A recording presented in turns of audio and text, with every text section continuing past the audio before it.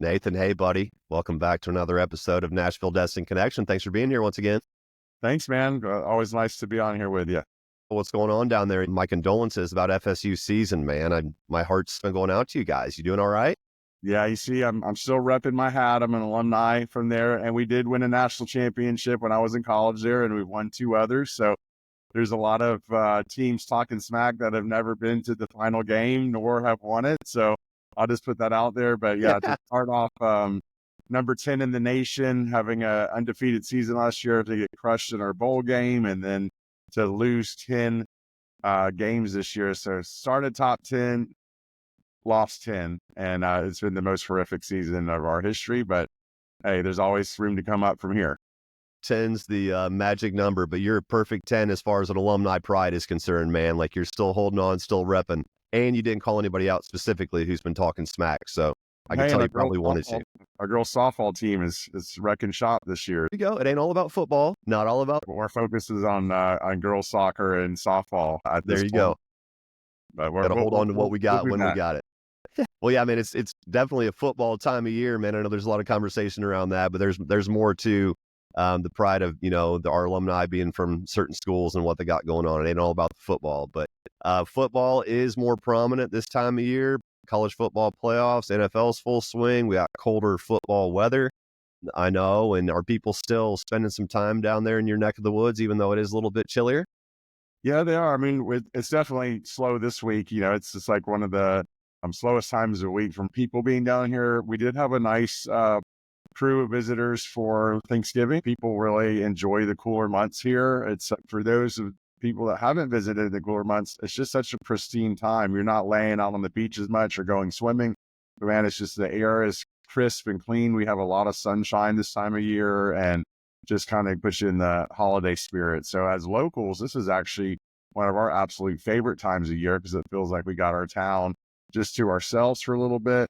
We do have a group that will come in during Christmas and New Year's, but I welcome the cooler months. I'm sure just like in Nashville, we got plenty of hot months there. And when the cooler weather comes in, it just puts you a little bit more in the holiday spirit. So I'm glad we get that in Florida. Yeah, I know you're an outdoors guy down there. We talk often about that. You and I do, about just how much you enjoy being outside down there. And that doesn't change just because it's a little bit colder, and it adds cool new aspects to it. Like you said, with just a little chill in the air a little bit. Yeah, you can hike all these. There's amazing trails through the state forest, the coastal dune lakes. There's bike riding. There's all kinds of neat stuff to do. You're not having to worry about bugs or any of that. No reptiles usually out in the cold months. I use this time to really, go explore the outdoors. There's also some really beautiful places north of here. There's a lot of country land north, and just some beautiful spots to visit this time of year. Yeah, and everybody should take that advice when they're visiting. It's not all about the beach. There's a lot of great things down there. Curious, just even compared to the last, because you've spent a lifetime there, over the last 5 years or so, are you seeing things pick up this time of year just by nature of more people moving there to make it, their permanent home? We're definitely seeing the residential growth, unlike we've had before. We put a bunch of properties under contract right before the Thanksgiving holiday. This kind of a little bit of a lull until it starts coming back in. We've seen a transition, which I welcome. The fact that we're getting more residents here, it makes our area feel vibrant year round. Where I can remember growing up, when our family owned a big rental management company at Realty, man, is like you had spring and summer, and then the fall and winter was a complete ghost town, to the point that everything shut down. All the restaurants, all the shopping, everything shut down. Everything's open year round now because we are getting a lot of growth and full-time residences, which I'm actually really, really proud to see. Yeah, I love to hear that too. So, this time of year, folks are also thinking from a real estate perspective, time's winding down. If you're talking to real estate investors or anybody like that, you might hear terms like, oh man, I got some money to invest. So things come up naturally, like real estate being a tax shelter, 1031 exchanges. Yeah, those types of conversations are more prominent this time of year. What are your tips on or things for people to think about if they're looking at real estate investing in your neck of the woods or anywhere for that matter from that investment side of things? We do see a lot of people, they want to buy an investment property before the end of the tax year. There is some shelters there. You can depreciate it. You can, write off a lot of your, your revenue that you can build on these properties. any expenses against revenue you can write off, but you can definitely find some great tax shelters in owning investment property down here.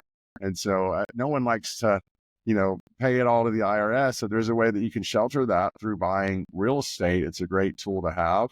You mentioned 1031 exchange. What that means is when someone closes on a property and they have gain in that property, you'll be taxed on the capital gains of that property. What 1031 does is it allows you to roll that gain into the next property. So I've seen people that bought a 1-bedroom, they roll that into a 2-bedroom, roll that into a 3-bedroom, and that tax continues just to defer down the road, which is a nice way to not have to pay it, per property. And the way that works is you just have to buy something of equal or more value of what you purchased. You can never touch the money. So when it closes, the title company or the attorney that closed the property, they hold the money. You have up to 45 days to select 3 properties that you can identify that would be a future property, and you have to close on one of those properties within 90 days. And if you do that, it does defer the tax over to that next property, which keeps you from having to pay for that right now. Yeah. What are your thoughts? I've been a part of a handful of 1031 exchanges, and it's great because you get to be a big part in helping that client, accomplish that goal. But there is that shorter time frame, that defined time frame that we've got to identify those properties and close within, so you experienced real estate agent in that area. How do you feel about being part of those whenever the clock's ticking? Well, I love it because it means that their time is short. So there's definitely some urgency to purchase a property. And a lot of times I think when people are selling a property, investment property, they're already kind of thinking about, what am I going to purchase in exchange of this? Hence the 1031 exchange. I think that, in our market, a lot of times it's just switching the lifestyle, getting a bigger property. Maybe they started off at a condo, they wanted to move to a house, or they're in a house and they want to have the simplicity of a condo. So you see a lot of people moving around different locations on our beach. So most people, I always ask them, honestly, when they're thinking about selling, hey, what's next? But where are you looking to move after this? And 9 times on the 10 is usually to roll it into something else versus just cashing it out and not moving it into another investment property. Yeah, and great points. And, I think we should probably say at this point, hey, we're real estate agents. We know a lot about the 1031 exchanges, the tax shelters, but always consult your CPA to find out what's right for you. But Right. I do appreciate some of the things that you highlighted, Nathan, because, someone sitting where we sit, helping people as real estate agents, I think it's very important that we are well-versed on those timelines because, if we don't know those things, it's part of our job to help bring in the resources, the qualified intermediaries that you're referencing earlier, to make sure that we do our part to make sure that those transactions go as smoothly as possible for our clients.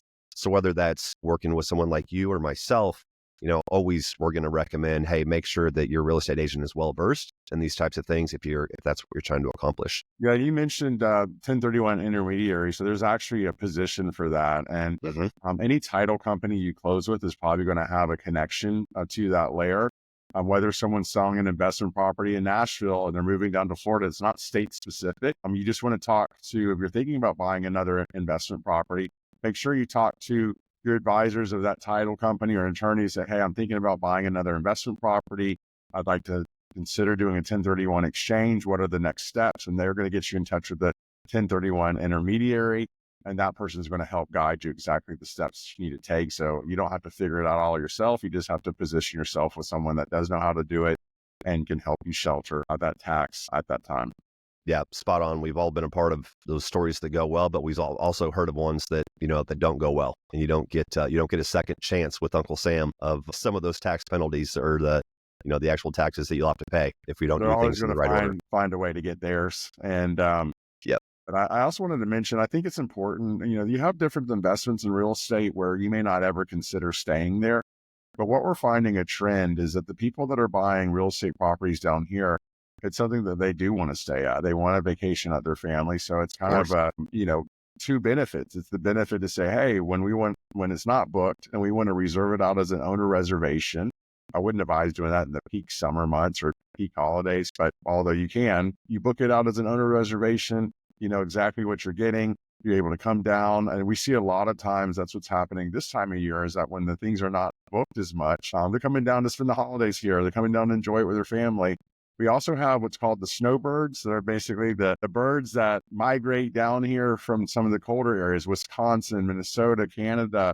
Get a lot of Canadians, and they come and they actually will book a property from kind of, after Christmas all the way through about mid-March. They have a major discounted rate. So it's another thing to consider. If you want to come down here, spend a couple of weeks, spend a month. You can stay at a place for a month for about the cost you'd pay a week in the spring and summertime. So it's a really good place. Maybe you work from home. Maybe you have a business, come down and book a place for a month at a discounted rate and to be able to enjoy this area in the process. Yeah, those snowbirds, they fly through Nashville here and hit Broadway for a weekend, and then they keep going south and spend a few weeks or a few months with y'all down there in Florida.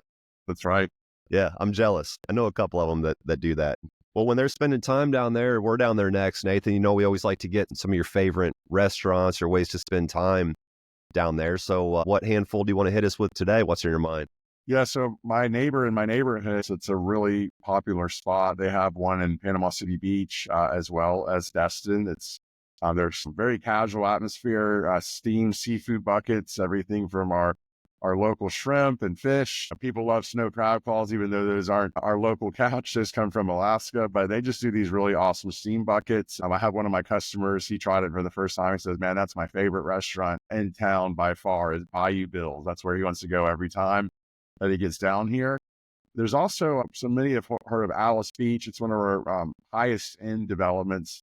In fact, it's projected to be one of the top 10 highest luxury developments in the country, and they're growing at a fast pace. But they just opened up a really swanky Japanese restaurant that specializes in hot dishes and sushi. And that property is called Oku, which has been well received. They have almost 5-star review there from everyone that's visited there. And another one is a great local restaurant. A friend of mine who's in real estate, her and her husband run. It's called Mimo's. They started in Destin. It's an Italian restaurant. They just opened up a few years ago over in Blue Mountain Beach in 30A. Really amazing, authentic Italian. A lot of times people think about, oh, this is just seafood. But man, as you notice, we have such a variety of amazing cuisine here. And there's so many great locally owned restaurants. And a lot of this comes from people from metropolitan areas. They come down here, they fall in love with our area. They realize that they could bring their concept here. And because about 95% of the people that move here move from another place. And with that migration of move, you have talents and different insight of creating new concepts along our beach. So we're really starting to see some growth there. I think our next phase that we'll see is probably some designer type shopping. There are some people hinting around some ideas of that. We're doing some new shopping centers down here, amphitheaters. There's a lot of growth of infrastructure. And that happens again when people start moving down here. You start seeing a continual growth and new infrastructures coming in. Absolutely. Well, I know we're all loving the variety from the awesome beachfront type of vibe, the small bar, the small restaurant, all the way up to the Alice Beach, type of environment. Like you're saying, it's so much in between, so much culture that it has, that influx from different areas that is just benefiting. I know all of you that live there and all of us that are lucky enough to visit once in a while. For sure. I feel blessed to have grown up here my whole life. I tell everyone, if you lived here when you were a child, everyone leaves because it's small town America. You want to go see the world and everyone comes back. So we're starting to see a lot of people that moved to New York and Boston and all these different places, Chicago. Now as they're starting to have kids or raising their kids or just time of retirement, you're seeing always people migrate back to this beautiful beach destination with a laid back lifestyle. Well, that's awesome. And we're lucky enough here in Nashville that it's just a few hours away. Nice little day trip.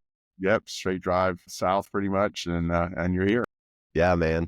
Well, I appreciate you joining us. Always appreciate the awesome perspective that you share being a lifelong resident and someone who appreciates and knows so much about the area. Always love what you bring to the podcast, man. So thanks for joining. Hope you and your family have a Merry Christmas. I know we've got one more podcast scheduled, but you never know how things go. So value your relationship. And if things don't pan out, we'll see in the new year, but hopefully soon. Sure. Yeah. Merry Christmas to you, man. I look forward to talking again. All right, Nathan. Talk to you soon. Take care.